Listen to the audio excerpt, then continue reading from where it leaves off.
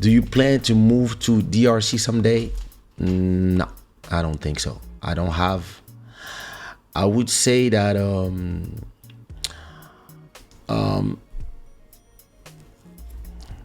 I would say that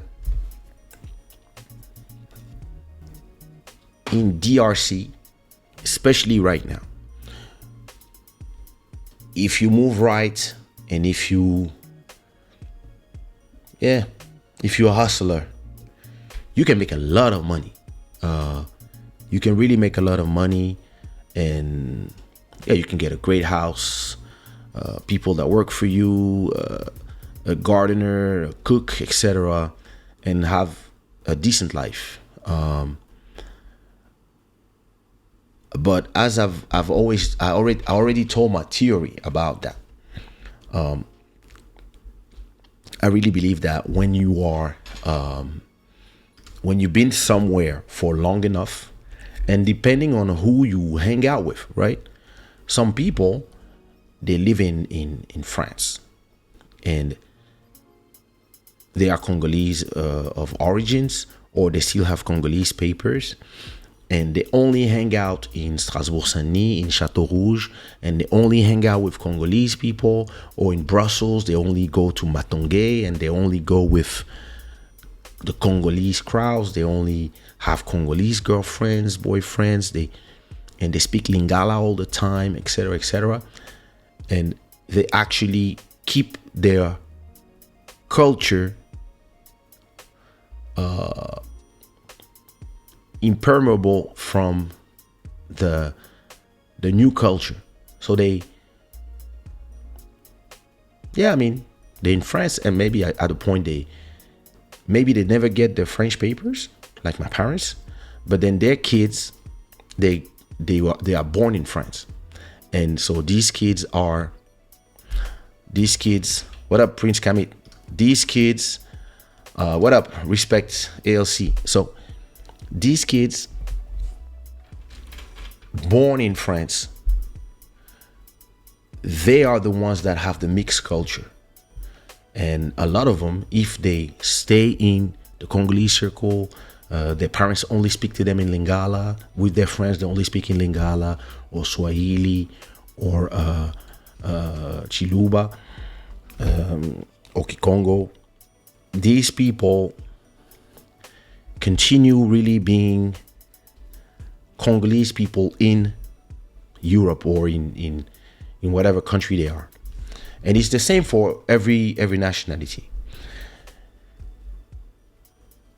And then you have other people, they really assimilate to where they are.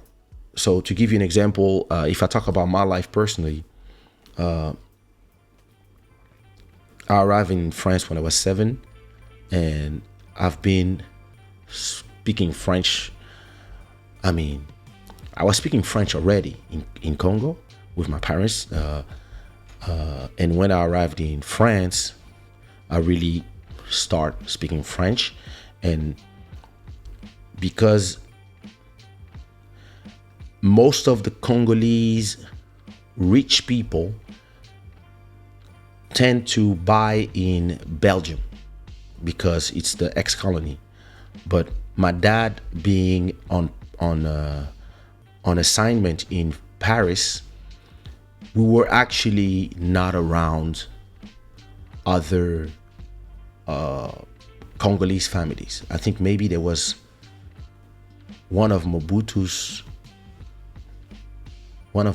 son or daughter that was lived not far from us, but I don't think they lived there. They just had a house not far. So we were not around Congolese people growing up. And we went to the school, private Catholic school for rich kids. So yeah, kids of Bernard Arnault, kids of Pinot, kids of Emir, kids of people from Saudi Arabia, Iran, etc. Right? Only rich type of kids. That was the first. So it was diverse from the beginning. And when I got to the École Active Bilingue, which was a school where we spoke French and English, everybody there was, it was even worse. It was just kids of ultra rich and ultra rich. So most of the people in school were white, Iranian, Israelis, Russians, Saudi Arabia, etc., etc. So from the get-go, you just are in the mix, and you are mixed with a lot of people from a lot of environments, but mostly upper class. So the music you're listening to is the music that the country and all your friends are listening to, and you just become assimilated way faster, I would say. And then it depends what the type of person you are. Some people are sponges. Some people, they stay themselves. Some people, they are, in essence, people who just like to assimilate where they are from and embrace the cultures of the places where they go. So we only used to go to Belgium as in the weekends sometimes, or in the holidays when it was not Congo. So at a point, yeah, I mean, I speak way more French and way more English and way more Portuguese than Lingala, just because of my upbringing and the way, you know. And so so of course then there was the war, so 10 years exile. So I really, like, you know, for me it was more then it was music. So for me it was more the West Indies, Mozambique, Angola, Cape Verde, the US, Belgium, all these different countries that were traveling all around the world. And when I started going back to Congo when the war was over, it was more as Kaysha, the artist. And then people started also, like, you know, saying that, yeah, you know, you represent for us, we're proud of you.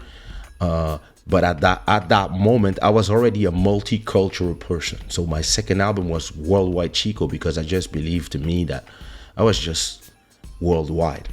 And I was not defined by where my parents come from.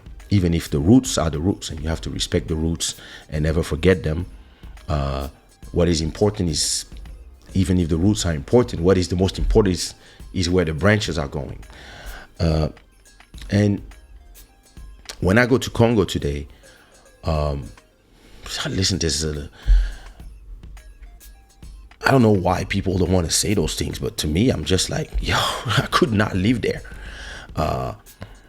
Even if, okay, yeah, listen, if you give me some contracts and I'm going to make millions if I stay 3 years, yeah, I mean, I'll go there for my family. But there's a lot of things that I need, like very fast internet connection. It's not there yet. Rules, like, for real, I can't with the anarchy out there. I can't. It's me. Some people, they love it because that's how you can make money. All this anarchy, all the corruption. Some people love it because they can, you know, and yeah, listen, you can pay somebody 100 or 150 every month, and they come and they stay in your house and cook for you, clean for you, etc. You can have 2 free, like all these things. And now, listen, I'm sorry, like, it's not how I was raised and how my French culture made me. I don't see this as what I want personally, and I don't criticize it for other people. It's just that, listen, just the traffic. I cannot be in a city where it takes 2 hours to go from one place to another. I can't. There's so many things, and the mentality is not. It's not for me. It's not for me. I don't feel like. And listen, even Paris, the mentality became not for me anymore. The places where I really feel good, These two of them is Bangkok, but I didn't leave long enough there to really dive in, and I just went there on holiday, so I don't really know how it is to live there. But the really place where I've been coming for almost next year is going to be 20 years since I've been coming to Portugal. The place where I feel home really, really is Lisbon. Is really Lisbon.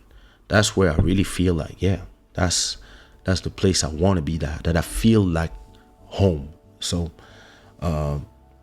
going to Congo